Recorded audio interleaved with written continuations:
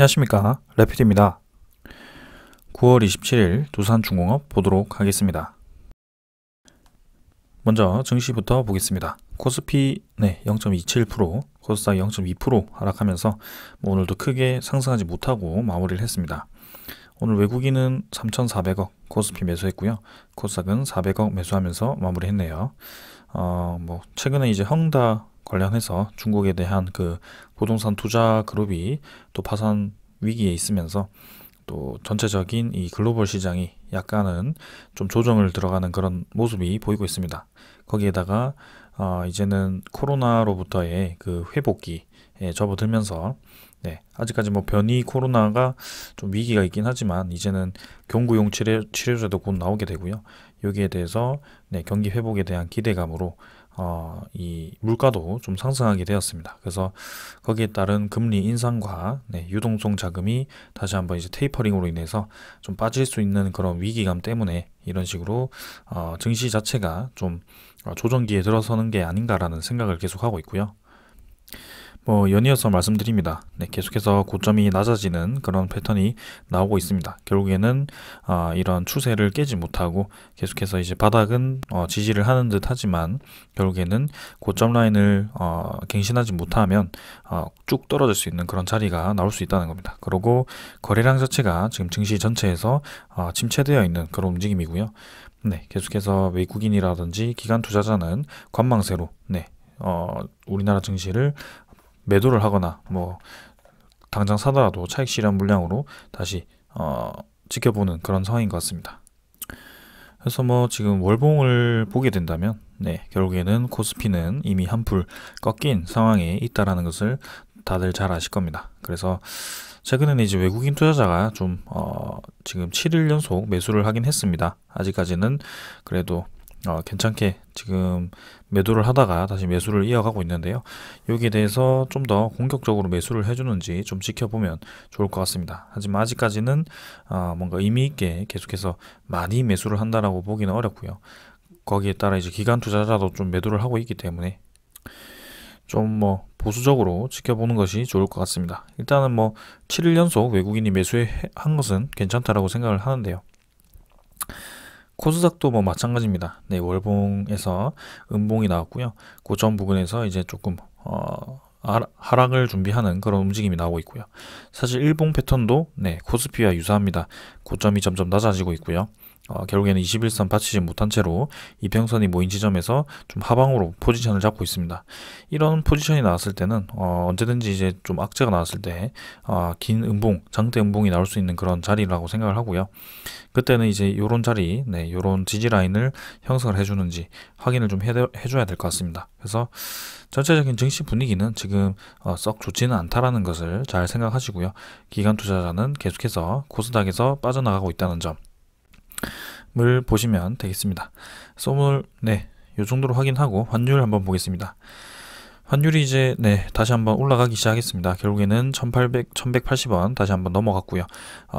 내려가는 듯 하다가도 저점을 점점 받치면서 진행이 되고 있죠. 이렇게 꾸준히 해서 주식이 이렇게 올라가면 좋겠지만 지금은 환율이 이런 식으로 올라가고 있고요. 환율이 올라감에 따라서 우리나라 증시는 조금 메리트가 떨어질 수 있는 그런 상황이 계속 만들어지고 있습니다. 그래서 환율이 올라간다는 것은 달러의 가치가 올라간다는 것이고요.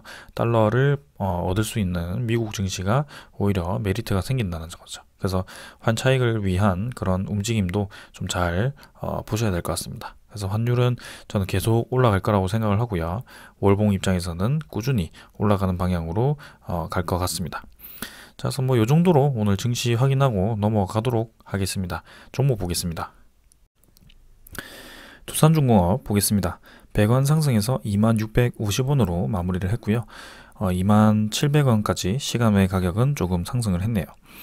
자, 오늘 초반에는 조금 힘을 내는 듯 하다가도 코스피 지수가 중간에 또 내려가니까 같이 좀 하락한 모습이고요. 아직까지는 이 원자력 테마에 대해서 확실하게 그런 힘이 받아서 올라간다 그런 느낌보다는 어느 정도 이제 하락을 멈추고 자리를 만들고 있는 그런 과정이기 때문에 아무래도 이렇게 좀 거래량이 없고 좀 횡보하는 장에서는 증시를 따라서 움직이는 경향이 큽니다. 그래서 오늘도 그렇게 비슷하게 좀 움직인 것 같고요. 일봉상으로 좀 보게 된다면 결국에는 이제 또 요 라인을 받쳐주면서 2550원 라인을 지켜주는 그런 흐름. 그래서 끝단을 보게 된다면 이 추세를 좀 지켜가는 듯 하죠. 접점을 점점 높여가는 그런 움직임이 지금은 만들어지고 있습니다. 그래서 5일선과 60일선이 지금 모인 지점에서 다시 한번 반등이 나올 가능성이 있다라고 보여지고요. 그때는 이제 이렇게 4번 터치했던 그런 지점을 22,500원을 다시 한번 도전할 가능성이 큽니다. 그래서 이번에 22,500원이 뚫린다면 좀 크게 올라갈 가능성이 있다라고 보여지고요. 이제는 10월 달에 접어들면서 두산중공업도 서서히 좀 움직일 때가 되어가고 있다라고 생각이 듭니다. 그래서 7월 21일 이후 지금 신규 상장된 지 거의 3개월이 다 되어 가죠. 그래서 3개월이 지나면 그래도 꽤 오래 시간이 흘렀다라고 생각이 들고요. 그 소화 물량, 소화 기간에 대해서는 충분히 지나갔다라고 생각이 듭니다. 그래서 올 연말부터 해가지고 두산중공업이 힘차게 움직이기를 좀 기대를 해보겠습니다. 자, 그래서 그렇게 되기 위해서는 일단은 지금 만들어 놨던 그 자리를 깨지 않는 흐름이 나와야 되기 때문에 이 박스권 흐름을 잘 지켜보시고요. 이 흐름에서 위로 벗어나거나 아래로 벗어나거나 지금 아무튼 한번 벗어나기 시작하면 크게 벗어날 겁니다. 하지만 지금 하방 경직성, 저점이 점점 높아지는 추세를 보았을 때는 위로 갈 가능성이 상당히 크다라고 생각이 듭니다. 그래서 전체적인 흐름이 이렇게 차곡차곡 진행이 되고 있기 때문에 이제는 세 번째 사이클을 기다리고 있는 우리고요. 조금만 더 시간을 가지고 지켜보시기를 바라겠습니다. 자, 그래서 주봉도 지금 수렴을 많이 했죠. 점점 이 캔들이 좁아지면서 수렴을 해가는 그런 움직임이고요.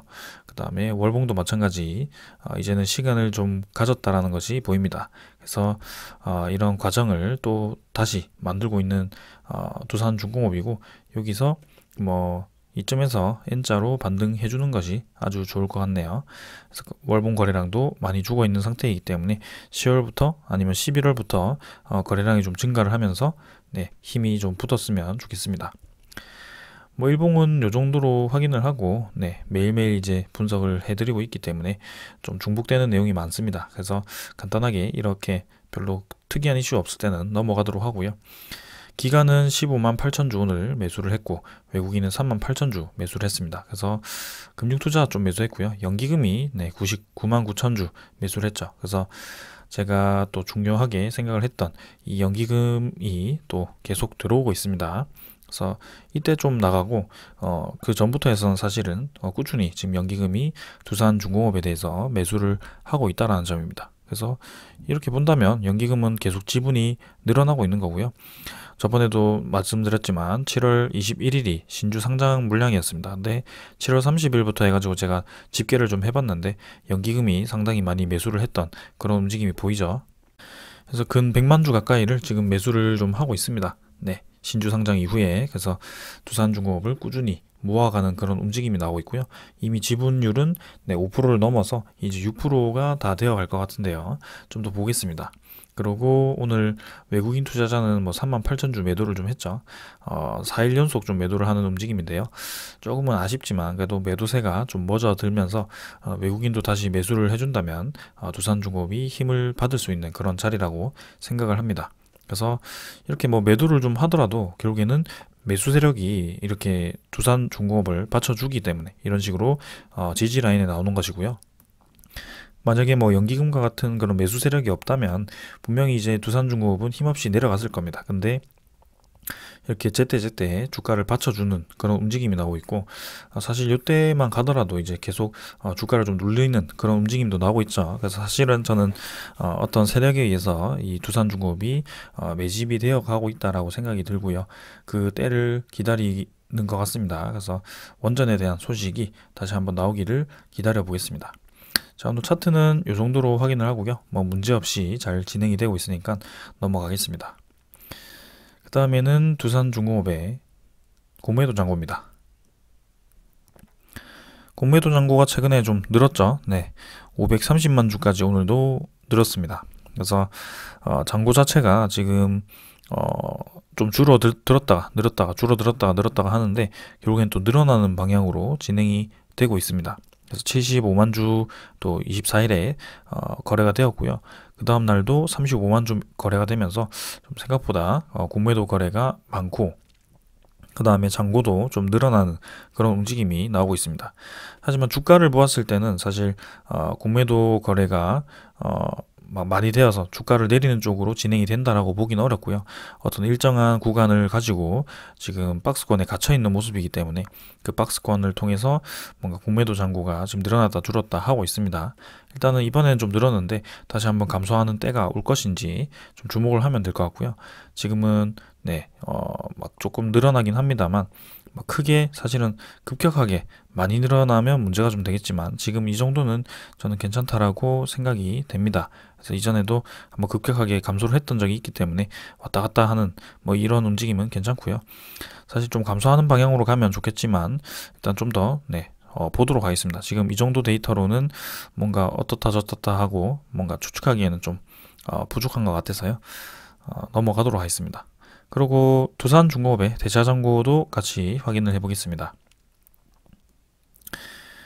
이게 이제 공매도 잔고가 늘어나면서 대차잔고는 또 감소를 하고 있죠. 그래서 2140만 주 꾸준히 뭐 계속 감소를 하고 있는 건 아니지만 2100만 주, 2200만 주 뭐 왔다 갔다 하다가 또 이렇게 조금씩 상한이 되고 있습니다. 그래서 공매도 잔고와는 또 다른 움직임이 나오고 있고요.